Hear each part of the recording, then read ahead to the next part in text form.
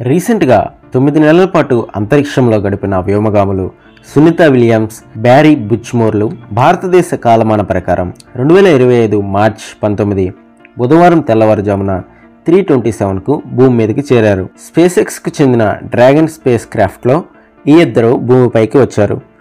ఈ నౌక దాదాపు 17 గంటలు ప్రయాణించి ఫ్లోరిడా తీర ప్రాంతంలో దిగింది. అయితే వీరు అంతరిక్షం నుంచి భూమి మీదకి వచ్చారని చెప్పుకుంటున్నాం కదా, ఇంతకు అంతరిక్షం అంటే ఏమిటి? అసలు భూ ఉపరితలానికి ఎంత దూరం నుంచి ఈ అంతరిక్షం మొదలవుతుంది? అంతరిక్ష స్టార్టింగ్ పాయింట్ అయినటువంటి కర్నల్ లైన్ అంటే ఏంటి, సబ్ ఆర్బిట్ అంటే ఏంటి వంటి అంతరిక్షానికి సంబంధించిన విషయాలను ఈ వీడియోలో తెలుసుకోబోతున్నాం.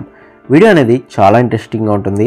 సో దట్ వీడియోని ఇప్పుడే లైక్ చేసి వీడియోని చివరి వరకు చూడడం మాత్రం మర్చిపోకండి. ఇక ఏమాత్రం ఆలస్యం చేయకుండా వీడియోని అయితే స్టార్ట్ చేద్దాం. రోదసి ఎక్కడి నుంచి మొదలవుతుంది?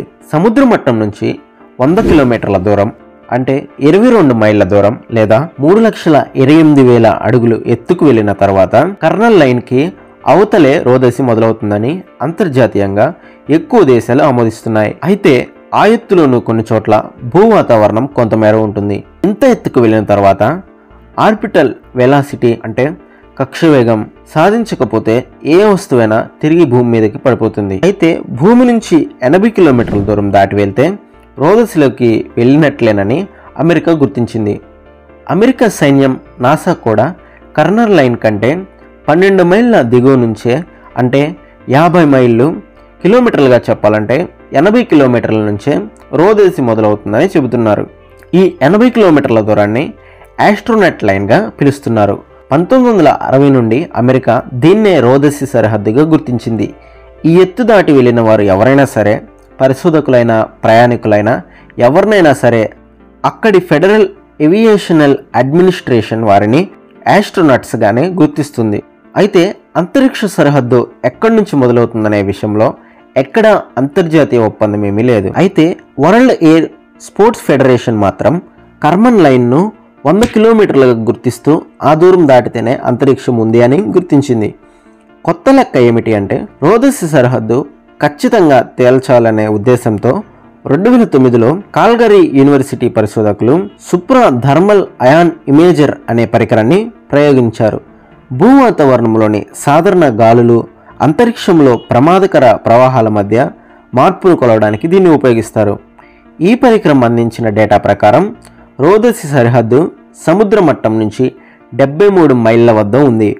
దీన్నే కిలోమీటర్లుగా చెప్పాలంటే 118 కిలోమీటర్ల పైన. అయితే మనం ఇప్పటి వరకు చెప్పుకుంటున్న కర్నల్ లైన్ అంటే ఏంటో చూద్దాం. భూమికి రోదసికి మధ్య సరిహద్దును కర్నల్ లైన్గా పిలుస్తారు. ఇదో ఊహాగణితమైన రేఖ మాత్రమే. హంగారీకి చెందిన శాస్త్రవేత్త థియోడర్ వాన్ కర్నల్ ఈ రేఖను ప్రతిపాదించడంతో ఆయన పేరు మీదే దీన్ని కర్నల్ లైన్గా వ్యవహరించారు.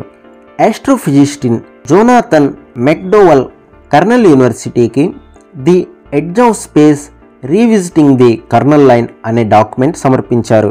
అందులో ఆయన భూమికి రోదసికి సరిహద్దుగా చెప్పే కర్నల్ లైన్ 100 కిలోమీటర్లుగా పేర్కొన్నప్పటికీ అంతరిక్ష వాహన నౌక భూకక్ష, ఉపకక్ష మార్గాలను పరిగణనలోనికి తీసుకుంటూ ఆ లైన్ 80 కిలోమీటర్ల దూరంగా నిర్ధారించాలని ప్రతిపాదించాడు. చారిత్రక, భౌతిక, సాంకేతిక దృక్కోణాల నుంచి రోదసి సరిహద్దుగా దీన్నే తాను ప్రకటిస్తున్నట్లు చెప్పాడు. ఈ విధమైన అంశాలను బట్టి భూమి నుంచి అంతరిక్షం 80 నుండి 100 కిలోమీటర్ల పైన ఉంటుందని మనం పేర్కొనవచ్చు. ఎవరైనా ఈ కక్షను దాటి వెళ్ళినట్లయితే వారిని ఆస్ట్రోనట్గా పిలవడం జరుగుతుంది. ఈ వీడియోలో ఇంతే. వీడియో ఏ విధంగా అనిపించింది అనేది కింద కామెంట్ సెక్షన్లో తెలియజేయండి. ఇలాంటి మరిన్ని వీడియోస్ కోసం ఛానల్ని సబ్స్క్రైబ్ చేసుకొని మీ సపోర్ట్ తెలియజేయండి. మరొకటితో మళ్ళీ కలుసుకుందాం. Thanks for watching.